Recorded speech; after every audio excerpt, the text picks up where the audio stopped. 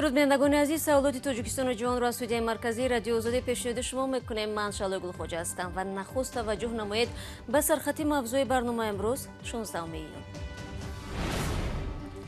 тобути донишҷӯи тоҷик аз зуфаи Русия ба Тоҷикистон расид. ҷасади хоҷи Мурод Қаландаровро дар ноҳияи рӯдакӣ ба хок супориданд.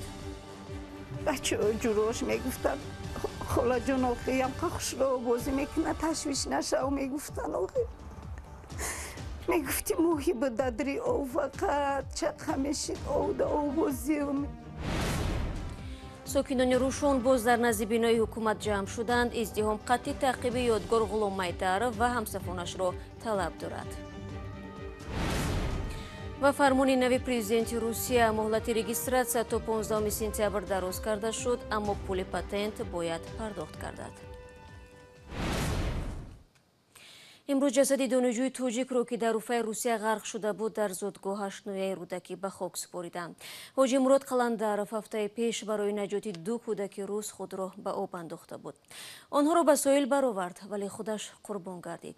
тобути ҷавони тоҷик бо мусоидати ҳукумати Бошқирдистон дар ҳамкорӣ бо консулгарии генералии Тоҷикистон ба ватан фиристода шуд.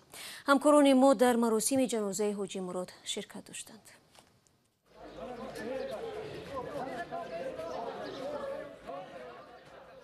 ҷасади ҳоҷи Мурод Қаландаров баъд аз 9 рӯзи марг ба зодгоҳаш расид. маросими ҷанозаи ӯ бо ҳузури хешу наздикон ва афроди зиёд баргузор шуд.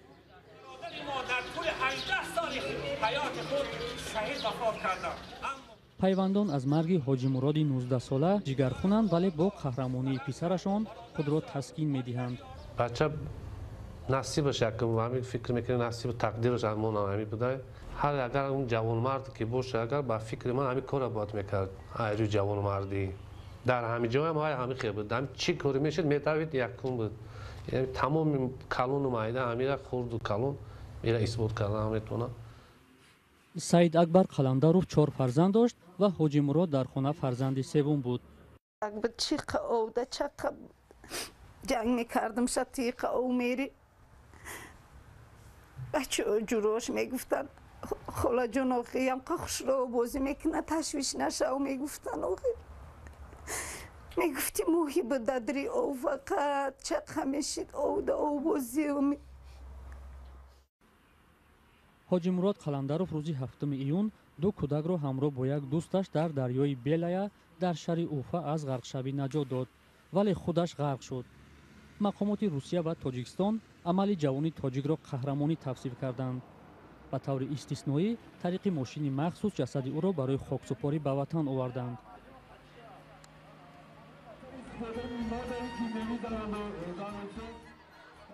инҷо саҳнаи 2 соли пеши тамрини ҳоҷи Мурод бо ҳамсинфонаш аст. коре ки ин ҷавони тоҷик наҷотдиҳиро омӯхт ва борҳо дар амал истифода бурд.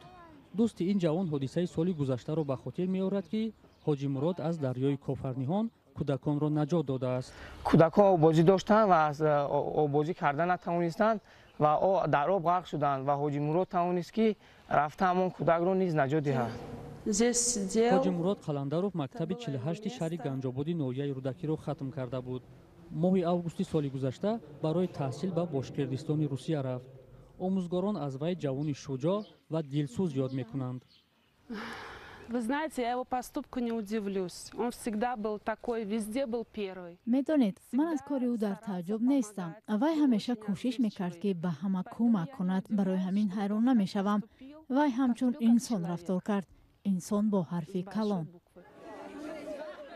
ҳар сол ба Русия аз Тоҷикистон на камтар аз 4000 донишҷӯ барои таҳсил мераванд ва ҳоҷи Мурод Қаландаров ҳам яке аз онҳо буд ки дар як корнамоӣ ҷонашро аз даст дод. мақомоти ҷумҳурии Бошқирдистон ба мардуми тоҷик ва хонаводаи ҳоҷи Мурод Қаландаров изҳори таsalлият карданд. ҳоҷи Мурод Қаландаровро дар оромгоҳи деҳаи мавлавии ноҳияи рӯдакӣ ба хок супурданд.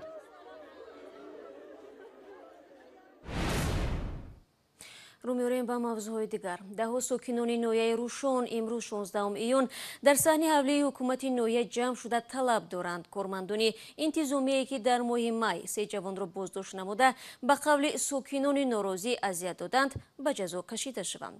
онҳо мегӯянд гуфтушунидҳои пештара бо раиси вилоят Ёдгор Файзов ва маъмурони амнияти вилоят натиҷае надоданд ва мақомот дуюмбора талабгори ҷавононе шуданд ки ба қавли онҳо ҳангоми амалиёт халал расонданд.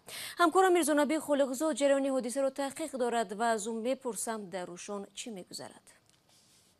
бале шало шоҳидони таҷаммуи мардуми норозӣ дар назди бинои ҳукумати ноҳия аксу наворҳои ирсол доштанд ва ин аксҳо нишон медиҳад ки воқеан мардум дар назди бинои ҳукумати ноҳияи Рӯшон истоданд ва исрори талабҳои худашонро аз мақомот доранд. талаби асосии таҷаммугарон дар маркази ноҳияи Рӯшон ба гуфтаи онҳо пурра қатъ кардани таъқиб нисбат ба ёдгор Ғулом Ҳайдаров ва ҳамсафонаш аст. қаблан як манбаи наздик ба мақомоти интизомии Тоҷикистон ба радиои Озодӣ гуфта буд ки ёдгор Ғулом Ҳайдаров узви иттиҳодии пешини мухолифини тоҷик ва нагузоштааст ки 3 гумонбар дар ноҳияи Рӯшон боздошт шаванд.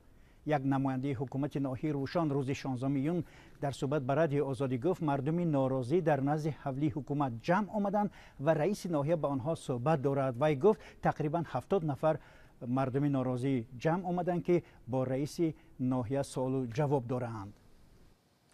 раиси вилояти мухтори кӯҳистони Бадахшон Ёдгор Файзов рӯзи 1 июн пас аз мулоқот бо сокинони ноҳияи Рӯшон гуфт ҳалли мушкили марбут ба ихтилофи байни мардум ва мақомоти интизомиро бар дӯши худ мегирад. пас ин ҷамъ шудани дубораи мардум чӣ маъно дорад? бале шало бо хабари сафари раиси вилоят ба ноҳия даҳҳо нафар аз сокинони он ҷамъ омада буданд то арзи худро дар робита ба боздошти ҷавонони деҳӣ ба рӯшони Рӯшон аз тарафи мақомоти интизомӣ барояшон расонанд.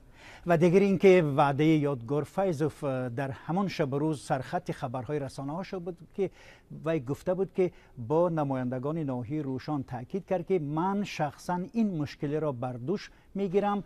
از این به بعد این پرابلمی منو یادگار است وعده میدم که این کار را تا آخر پیگیری میکنم شما تشویش نکشید. اما حالا طوری ساکنان روشن میگن دوباره برای دریافت پاسخهای خود در نزد حکومت ناحیه جمع آمدند. خب آیا میرزانبی ملاقات با ساکنان انجام یافت و نتیجه هایش معلومند یا نه؟ و همین حالا یکی از ساکنان این ناحیه روشن به ما زنگ زد و گفت که رئیس ناحیه فرخ دادی خدایف به سؤال جمع‌آمدگان پاسخ داد و گفت که این کار را نمیتواند انجام دهد زیرا در صلاحیت اون نیست و تنها رئیس ولایت میتواند که با مقامات دوشنبه این مسئله را بررسی کند و بعدا ما به شما خواهیم گفت. اما با وجود این پاسخ رئیس ناحیه مردم از جایشون تکان نخوردند و منتظر پاسخ نهایی از طرف مقامات هستند. мирзонаби Холиқзод суҳбат мекард. хотиррасон мекунам ки норозигии мардуми ноҳияи Рӯшон ба қазияи сокини ин деҳа Шароф Қобилов рабт мегирад ки 20 май ба гумони даст доштан дар қучоқи маводи мухаддир боздошт шудааст. баъд аз ҳабси Қобилов ба гуфтаи як шоҳиди воқеа кормандони амниятӣ барои дастгир кардани афроди дигаре омаданд ки гуфта мешавад ба ин амалиёти онҳо халал расонданд. салом, агар хату хабар мехоҳед мо дорем. навиди бомдодӣ, сархати хабарҳо, ахбори Тоҷикистон ва ҷаҳон, гузоришҳо ва таҳлилҳо. чӣ мегузарад ва чаро? донистан, фаҳмидан аст. замима ё апи моро бигиред. бале хабарҳои моро пайгирӣ кунед ва ман барномаро идома медиҳам. русия муҳлати сабти маҳалли иқомат регистратсияро барои муҳоҷирон то 15 сентябр дароз кард. Владимир Путин раиси ҷумҳурии Русия дирӯз қарори рақами 392-ро дар ин робита имзо намуд. матни қарор дар пойгоҳи иттилоотии санаду ҳуҷҷатҳои расмии ҳукумати Русия нашр шудааст. ҳамкорам Абдулло Ашуров ҷузъиёти онро пайгирӣ дошт ва ҳоло бо мо дар студия қарор дорад. Абдулло салом ва нахуст бигӯ ки ин қарор барои муҳоҷирон аз ҷумла муҳоҷирони кори тоҷик оё ягон сабукие медиҳад? салом шаҳло, бале қарори нав илова ба ҳамон қарори рӯзи 18 апрел аст ки Владимир Путин раиси ҷумҳурии Русия содир карда буд. тавре қаблан иттилоъ дода будем Русия аз 15 март то 15 июн санади сабти иқомат, регистратсия ва патентро бекор карда буд. акнун бо қарори нав муҳлати сабтиноми ё санадҳои будубоши муҳоҷирон дар Русия то 15 сентябри имсол дароз карда шуд. аммо муҳоҷироне ки ҳоло кор мекунанд ва ё дар оянда соҳиби кор мешаванд баъд аз 15 июн аз пардохти пули патент озод нестанд ва бояд онро пардозанд. تنها امتیاز این است که مهاجرانی که صاحب کار نیستند با گرفتن پتنت نیاز ندارند یا وقت مهلت پتنتشان به پایان میرسد به گذشتن از مرز روسیه میتوانند آن را دراز کنند.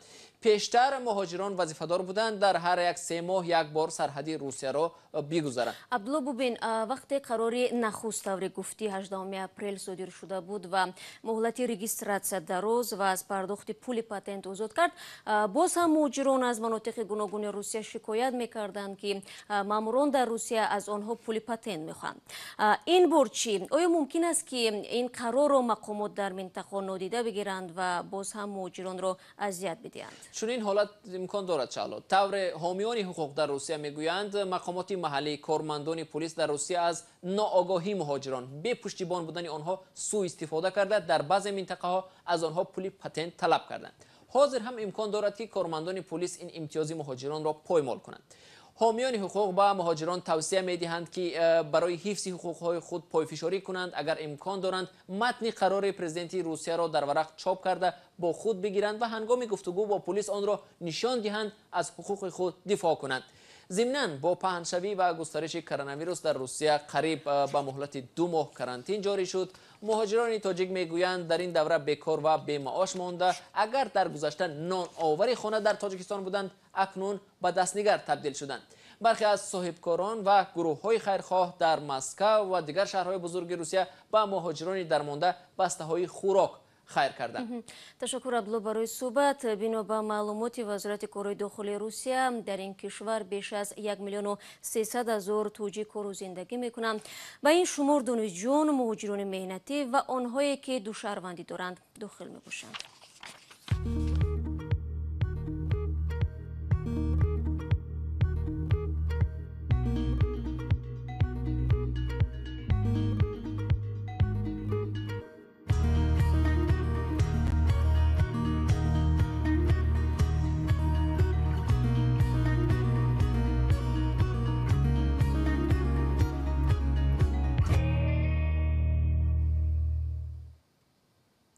اکنون می رویم به جنوب تاجیکستان که در آنجا به پرورش گاوهای آلمانی پرداختند. زیرا به قول چاروداران گاوهای تهجویی شیر و گوشت کمتر میدهند. محمود جان رحمتزاده میگوید الکی سرشمار گاوهای آلمانی زیاد شده و از صدها لیتر شیر آنها محصولات آماده میکنند. این گاوها 1 سال پیش وارد جماعت شگناوی ناحیه خوالینگ شدند.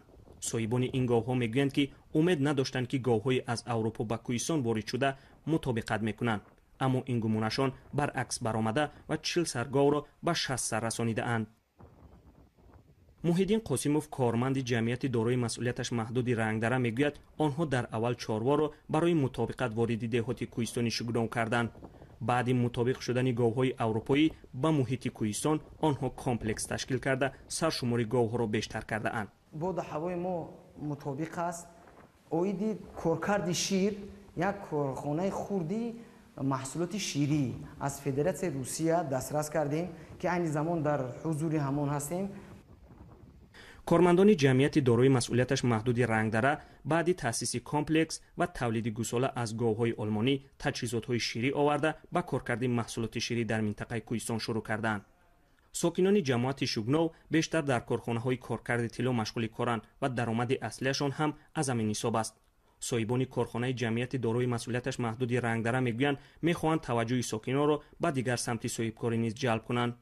کمپلکس چارواداری در جماعت شگناوی خوالینگ در حال تأسیس یافت که در این ناحیه زمان شوروی یک فرمای بزرگ چاروپروری وجود داشت و ناحیه‌های منطقه را به محصولات شیری تامین میکرد. اما بعد پاشخوری شوروی این فرما کساد شده، حالا به جز ستون‌های فرما نشانی از آن نمانده است. مقامات ناحیه خوالینگ هم میگویند که برای دوباره احیا کردن آن مبلغ ضرور است.